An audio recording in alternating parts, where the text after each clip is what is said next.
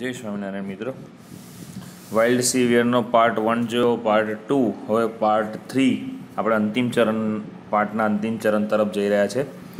હવે last video તમે જોયો મિત્રો કે ઘોષ એક્સપ્લેન અર્જુન, કે અર્જુન હે ભગવાન, એવું અર્જુન બોલી જાય છે. હાઉ હોરિફાઈંગ એડેડ નીલમ, કે કેટલું ભયાનક હશે એવું નીલમ પણ બોલી જાય.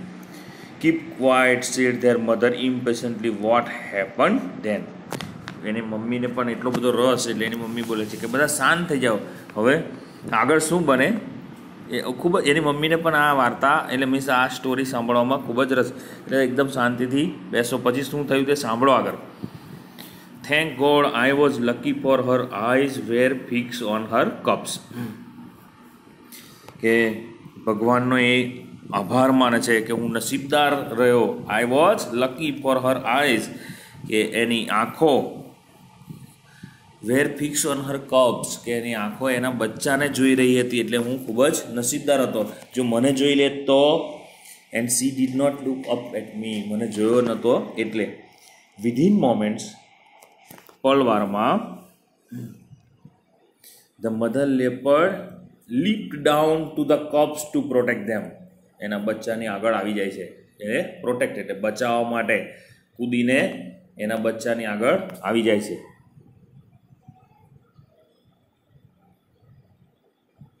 Springing in the air, she landed straight on the bear fiercely and fearlessly. Springing up in the air, હવામાં છલાંગ લગાવીને, એ કૂદકો મારીને ડર્યા વગર જનૂનપૂર્વક પેલા રીછની ઉપર પડે છે. She landed straight on the bear fiercely and fearless, રીછની ઉપર કૂદીને પડે છે. The bear lost his balance, અને એટલામાં રીછ પોતાનું સંતુલન ત્યાંથી ગુમાવી બેસે છે. The violent wild beast went rolling down the steep, હવે બંને હિંસક પ્રાણીઓ, જંગલી પ્રાણીઓ went rolling down the steep snowy slope, કે બંને બર્ફીલા ઢાળ પરથી એકબીજાની ગુલાંટો મારતા મારતા નીચે ખીણમાં પડ્યા. ટ્રમ્બલિંગ એન્ડ ઈચ અધર, એકબીજાને રાઉન્ડ, પેલા બંને ઝઘડતા એટલે રાઉન્ડ પડીને નીચે વેલીમાં પડે છે.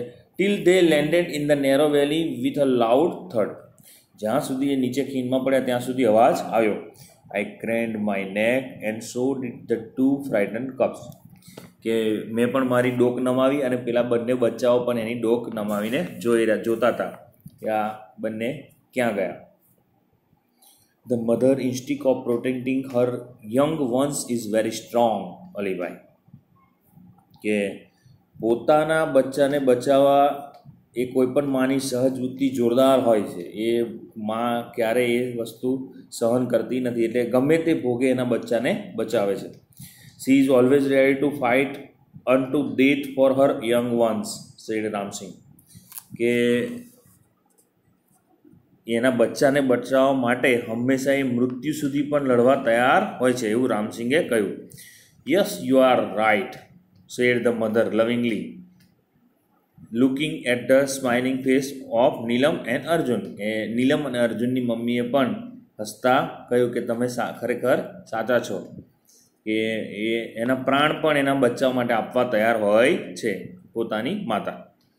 અલીભાઈ કન્ટિન્યુડ, અલીભાઈ આગળ વાર્તા કહે છે, બોલતા, ધ હ્યુજ બિયર, પેલું કદાવર રીચ, 3 times the size of the mother leopard, કે જે માદા ચિત્તા કરતાં 3 ગણું મોટું હતું.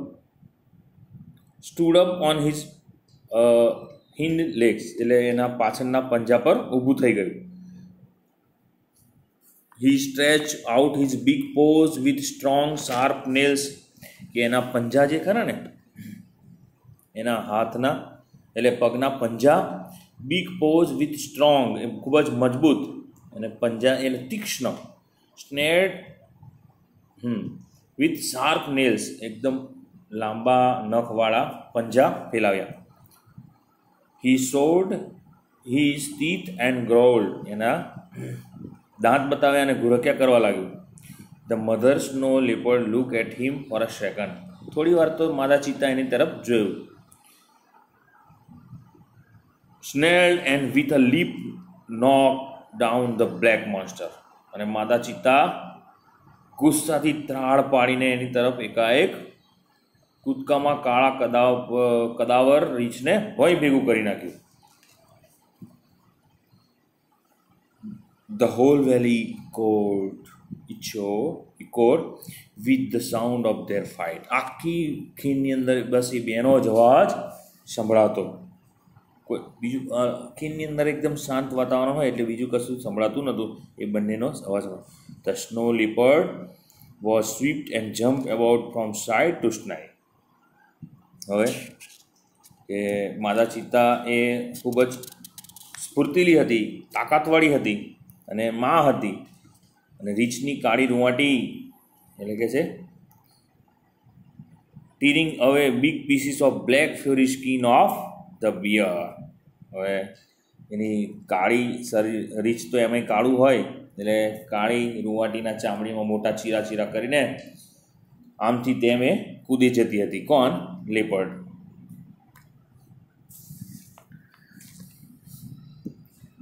The bulky and slow bear failed to injure his enemy. કે ભારે શરીરવાળું અને શિથિલ રીંછ તેના દુશ્મનને ઈજા પહોંચાડવામાં નાકામયાબ રહ્યું. The fight lasted for about 10 minutes. અને આમની આ લડાઈ 10 મિનિટ સુધી ચાલી. The bear was bleeding here and there. રીંછને ઠેક ઠેકાણે લોહી નીકળી રહ્યું હતું. જ્યારે પણ ધ લેપર્ડ એટેક, જ્યારે માદા ચિત્તા એને પર હુમલો કરતી, the bear lifted his huge paws to cover his face. ત્યારે એ એની પર જ્યારે હુમલો કરતી ત્યારે એ એનું મોં બચાવવા રીંછ પોતાના વિશાળ પંજા આગળ ધરતું. The bear was now trying to escape to save his life. હવે રીંછ પોતાનો જીવ બચાવવા માટે છટકવાની કોશિશ કરી રહ્યું હતું. They both moved further and further till they disappeared round the huge mountain. એ બંને વિશાળ પર્વતની આગળ ને આગળ ઝઘડતા ગયા વિશાળ પર્વત પાસે, કે જ્યાં સુધી દેખાય ના ત્યાં સુધી. એમ કે આમ તો કે ને પેલી ઓઝલ જેવું, એમ કે જ્યાં સુધી આપણી આંખો ના પહોંચે ત્યાં સુધી એને. I could not see them for a while, but I could hear the growl and snails. કે હું એમને દૂર સુધી જોયા કરતો પરંતુ મને પણ એમાં એ દેખાયા નહીં.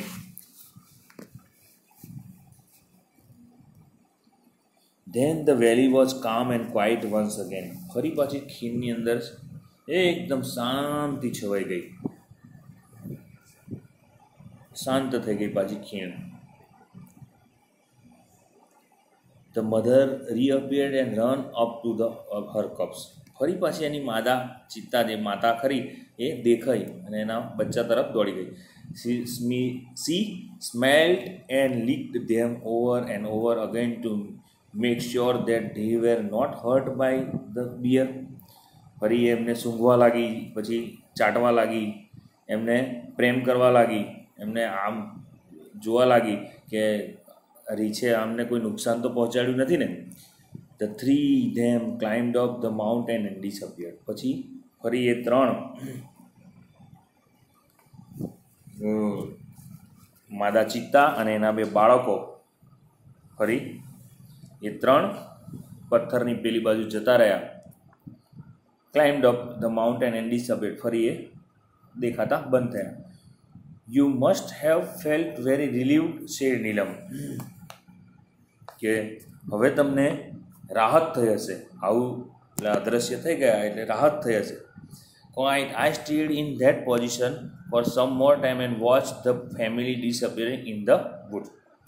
કે હું થોડી વાર સુધી તો આમને આમ જ પડી રહ્યો જ્યાં સુધી એ આખું ફેમિલી જંગલમાં દેખાતું ના ત્યાં સુધી. હવે બે લીટીનો બીજો એક છે મિત્રો, એક જ minute. Weaving their tails. Waving their tails, હવે એમની ટેલ્સ એટલે પૂંછડી હલાવતા હલાવતા જંગલ તરફ જતા રહ્યા. I also waved my hand and said goodbye, મેં પણ મારો હાથ હલાવ્યો અને એમને ગુડ બાય કહ્યું. But what happen to the bear ask Arjun eagerly. Arjun છે ને ખૂબ જ આતુરતાપૂર્વક પેલા રીંછનું શું થયું? ગોડ નોઝ, ભગવાન જાણે. All I know is that the coming of the bear was a blessing for me because it really saved me. કે રીંછ આવી ગયું એટલે સારું થયું, મારા માટે આશીર્વાદરૂપ રહ્યું કે રીંછ આવી ગયું એટલે એની નજર રીંછ પર પડી, નહીં તો મારી જાન બચત નહીં, એટલે એના કારણે હું બચી શક્યો. આઈ thank God for saving the cubs and me to. તો હું ભગવાનનો આભાર માનું છું કે જેમને પેલા ચિત્તાના બચ્ચાને અને મને બચાવ્યા. મિત્રો, આ ગ્લોસરી છે ને એના શબ્દો અહીં આગળ છે એ તમારે ઇંગ્લિશમાં જ છે, પણ તમારે ગુજરાતીમાં લખીને મને મોકલવાના છે. Okay, thank you. જય સ્વામિનારાયણ.